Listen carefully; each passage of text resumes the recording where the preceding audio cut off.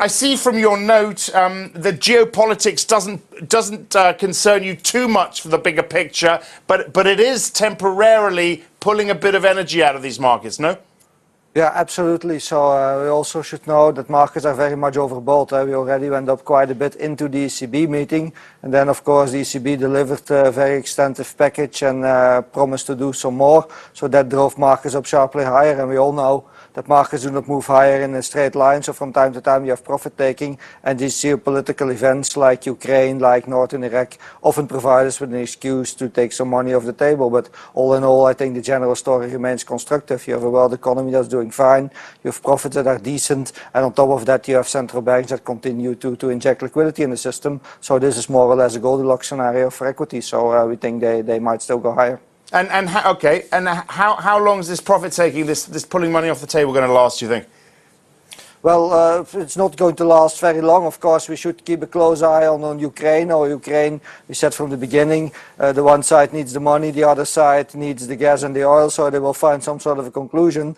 In Northern Iraq, it may be a little bit more complicated because there is more than politics involved. It's about beliefs and about building a caliphate and so on and so forth. So as long as the movement does not move too much to the south, I think the impact is going to be limited. Of course, when they start to threaten Baghdad, maybe we can have a bigger correction in markets, but still this will be a sideshow because we should look at economic figures, we should look at central banks, and then they're probably going to determine where markets are going next. Sure. Let's look at the central banks. FOMC this week, what are you expecting from Yellen?